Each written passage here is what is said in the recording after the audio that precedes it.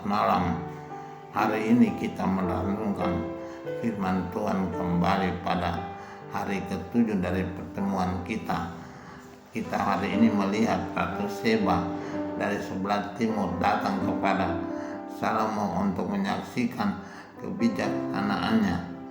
Kebijaksanaan Salomo luar biasa, terkenal dan menjadi harum kemana-mana sehingga raja-raja dan ratu mau terlibat, mau lihat apa yang dibuat oleh Salomo dalam pemerintahannya. Walaupun dia seorang raja yang masih muda, tapi dia betul-betul bijaksana dalam tindakannya, maka menjadi contoh dan teladan bagi raja-raja lain untuk bertindak dan berbuat dalam pemerintahannya.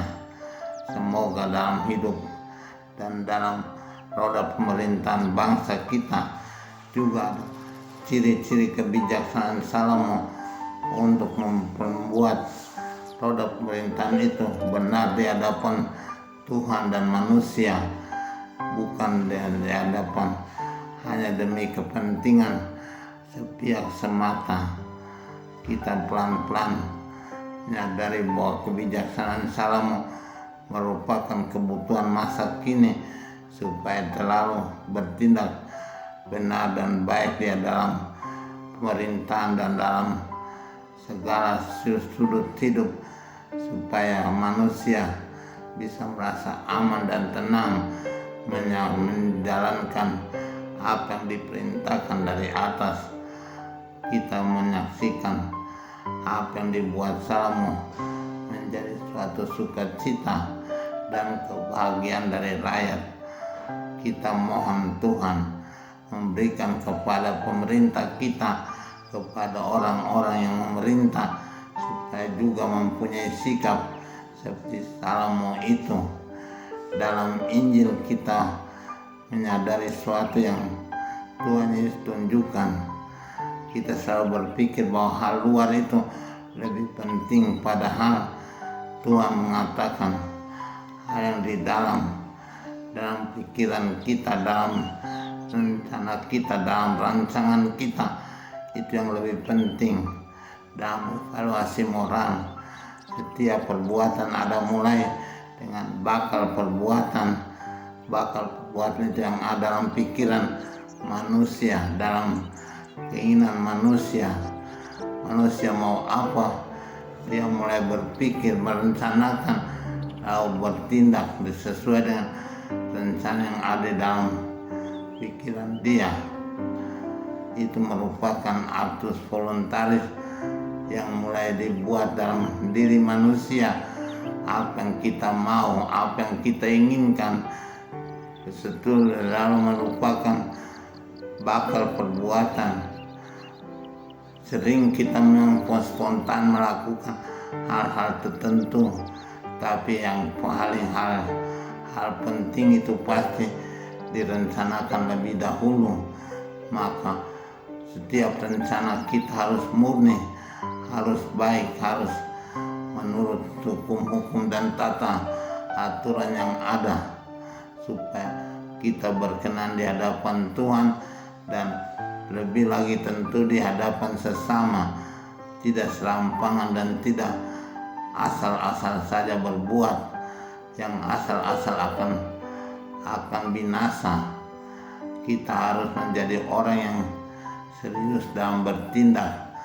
Bertindak itu merupakan sikap yang baik, tapi membutuhkan evaluasi dalam hidup, dan itu berakar pada bakal perbuatan yang ada dalam hati kita, sikap keinginan kita ingin apa, kita merencanakan, merancangkan untuk berbuat sesuatu. Semoga itu perbuatan yang baik, bukan perbuatan yang jahat.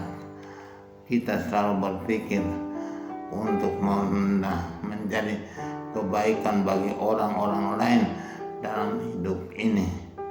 Tidak boleh kita merencanakan kejahatan atau menginginkan kejahatan bagi orang-orang lain di sekitar kita. kita harus mempunyai suatu niat yang baik selalu.